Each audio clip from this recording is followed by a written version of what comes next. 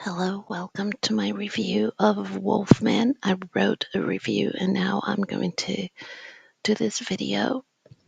I like to write the reviews first. I'm an English teacher, so I can't just wing it, although sometimes it's not a bad thing if people do. I am a horror movie fan. I watched the entire series of Friday the 13th movies when I was little. I also watched Scream, I Know What You Did Last Summer, all vampire movies from my time and before as well. I watched Fearless Vampire Killers when I was, 7. Of course, I watched it on TV many years after it had been released. The movie was released in 1967, and I'm old, but I'm not that old. I kind of am older than most people who are online doing what I do. So I've watched a lot of werewolf movies, but the first one that I have ever watched was An American Werewolf in London many years ago. Again, I watched that when I was a little girl. My parents kind of let me watch horror movies at a very young age. They themselves didn't like them.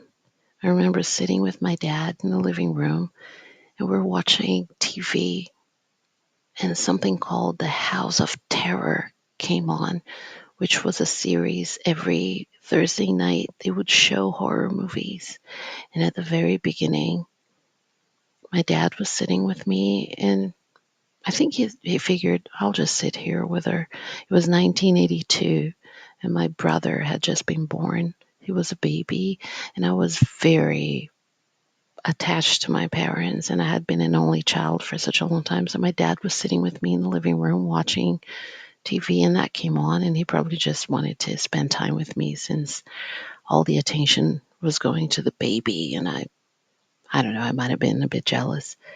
So he sits with me and he's trying to sit through this and at the very first, 2-3 minutes, a little boy looks at the camera and says, "You're all gonna die." And my dad is like, "That's it. Let's just go to bed. You have school tomorrow." He couldn't get through it. But anyway, Wolfman 2025. It's very important that people know before going in to watch this movie that Lee Winnell is no newbie. He's been making movies for quite some time. He's involved in the franchise Saw, all the Saw movies. I'm not going to lie, I am terrified of watching people being tortured. That's not my thing. But I did watch the movie Saw. I closed my eyes every time somebody was being tortured. But I did. I watched all of the movies from the franchise my daughter really likes. Lee Winnell, his work. And I took an interest. So Lee Winnell, he's not American. He's an Australian filmmaker. And he also acted in Saw 1, the very first one from the franchise. To the review. So I'm going to try to read and then switch images. But this is mostly for you to listen to. It's not a visual kind of video, although it is a video, right? Let's get started. Lee Winnell's Wolfman. If you're a horror movie fan, you will appreciate this movie. I would say this is a true true experience for everyone who has enjoyed the classic horror genre for the simplicity of practical effects, thrilling moments, and a buildup of suspenseful moments. The movie is stellar in every way. Lee Whannell is probably best known for his role as Adam in the Saw franchise. He's also a writer and director. His point of view for this movie is to approach Wolfman from the perspective of someone who has a terrible disease. I'm not pulling this out of nowhere. This afternoon, I watched an interview with the director of Wolfman in which he talks at length about how this movie differs from An American Werewolf in London, which is one of the very first werewolf movies I have ever watched. So I have a point of reference for this. Those of us who are old enough to have seen that movie when it came out will remember how we were all in awe of the special effects. For the time, they were terrific and terrifying. Watching a man transform into a wolf in front of our very eyes was an experience in itself. Special effects were not as advanced as they are in 2025, but some directors made the very best out of what they had available to them at the time. I may be spoiling some of the movie for the viewers who have not read the plot of Wolfman or who have not seen the 1941 version upon which the 2025 release is based. Therefore, as of this point, you should not go any further if you do not want to know what happens. I'm being very careful here because I do not want to spoil the experience for anybody. And some people are like that. They go into a video, start watching it, and then they realize that the review is for people who have seen the movie. But some people prefer to watch a review where there are not that many spoiler details. But please click away if you don't want to be spoiled. So, although I go to the movies at least once or twice a month, watch movies at home in my spare time, and have had this culture in my entire family of seeing movies and TV as a part of enhancing knowledge and experience, I had not watched the 1941 version. As I have mentioned in previous reviews, I like to go to the movie theater without reading or watching reviews about a given movie. Therefore, I went into the experience of Wolfman without knowing much about Lee Whannell's motion picture. All I did know was that I was watching a movie about a werewolf. I had not watched a werewolf film since Twilight, which I did not like. Sue me. I never enjoyed that series at all. I call it a series because there are more than a couple of those movies. They mixed vampires with werewolves, and the vampire genre was a bit too sexualized for my liking. It has become that way in recent years. Classic vampire movies are not sexualized in the way that modern movies are. This was always what took interest away from me regarding movies like Interview with a Vampire and the Twilight series. Christopher Lee, that, my friend, that was a vampire. He did the deed in the way the deed was meant to be done. My boy went in looking creepy, scary, and classy. He was the best vampire ever. But we're not talking about vampires.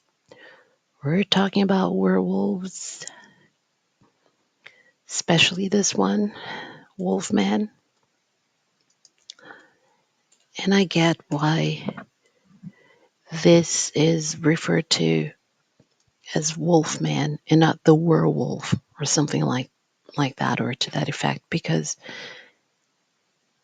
it is not what one would expect. If you watched An American Werewolf in London and you're expecting him to transform into a werewolf, it's it's not going to be like that.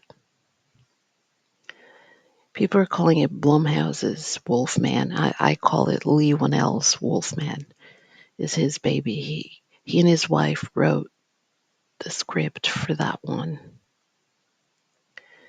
It is a I don't want to call it a reboot, but it's based on a premise of the 1941 version of it.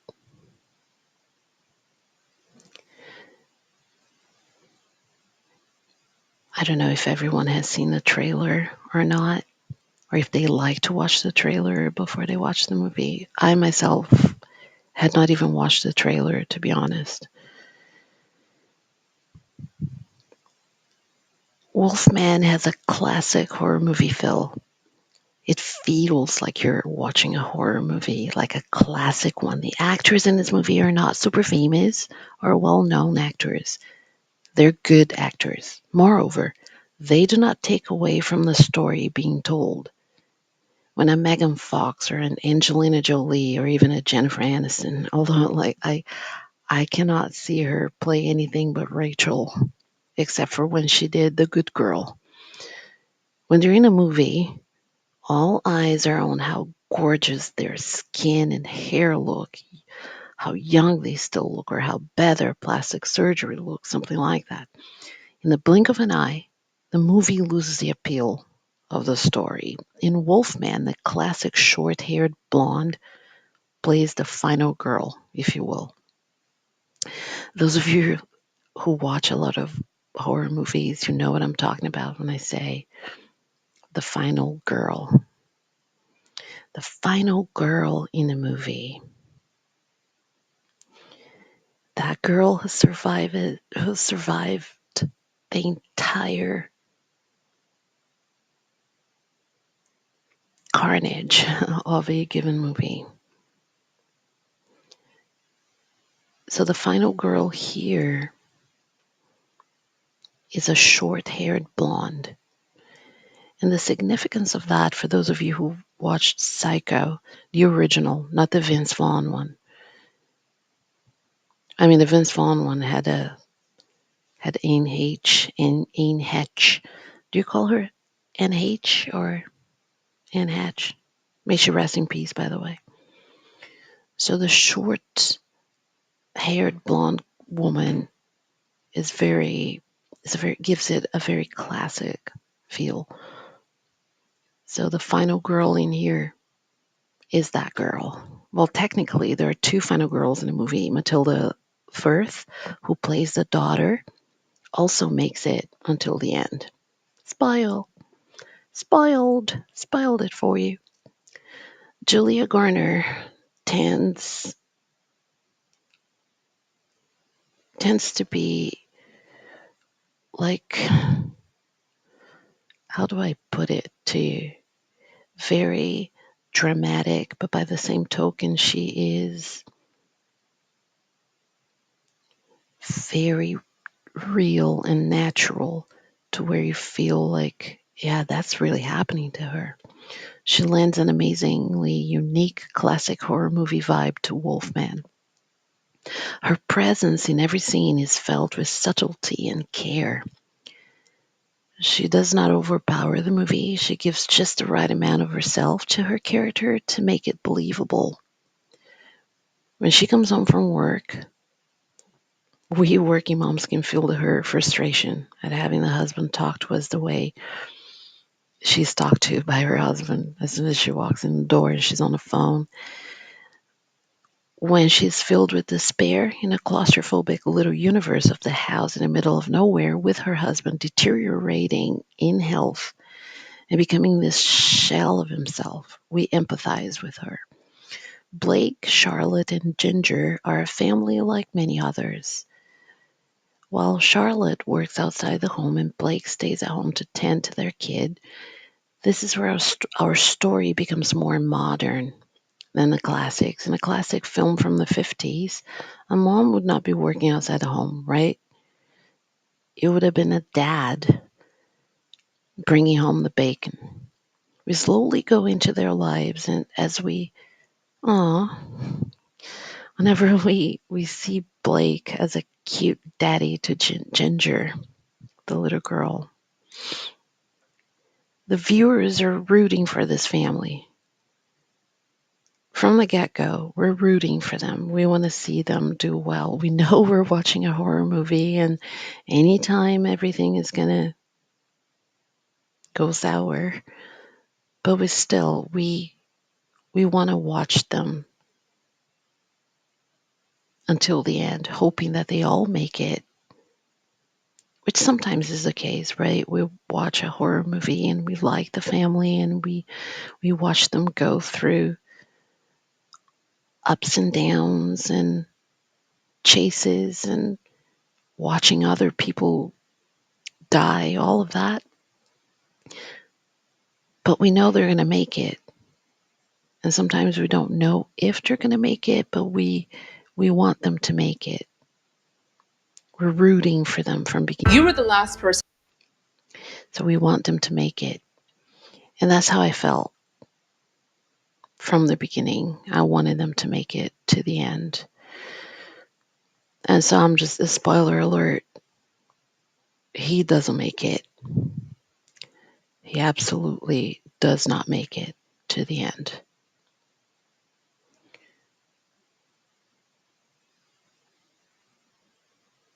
So, of course, at some point, as an audience who pay the ticket to watch a werewolf movie, we know that they will encounter a beast. We know that, right? The plot twist is that the beast happens to be already among the family members we so root for.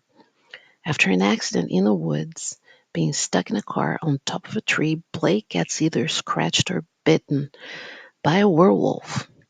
According to Lee Winnell, he and his wife wrote the screenplay while at home.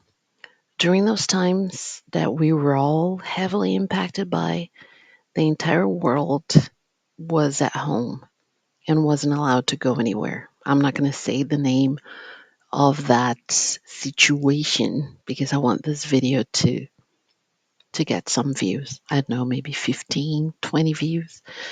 This could be the reason why there's so much veracity to the scenes of these three characters stuck in a house in the middle of nowhere while one of them is sick.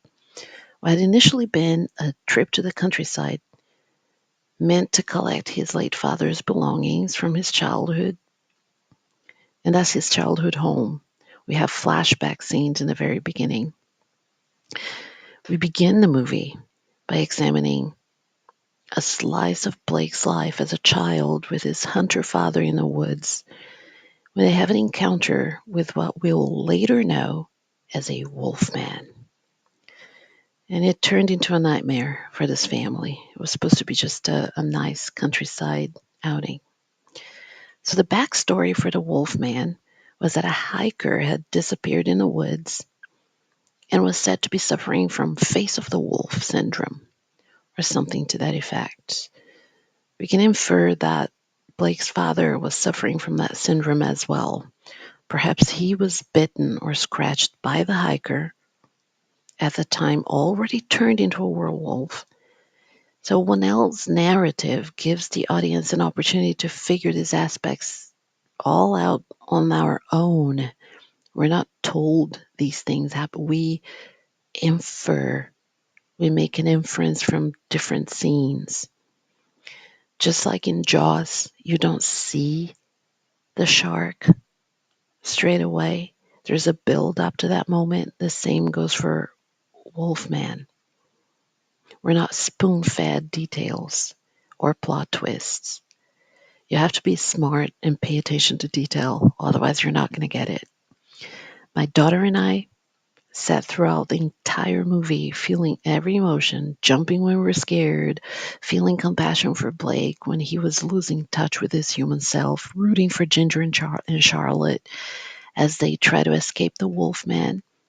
And we utterly enjoy the experience. I absolutely recommend this movie 100%. I know that if you don't like horror movies, then please don't watch it because you're not going to like it. But If you enjoy horror movies, you will like this one. Please watch my other reviews and watch the rest of my content. I have some interviews, I have some travel videos, some raw footage of my life. Maybe you'll like it, maybe not. If this was your last time here, then goodbye. If not, then I'll see you in another video. I'm Pollyanna, by the way, like the optimistic little girl from the books that became a movie.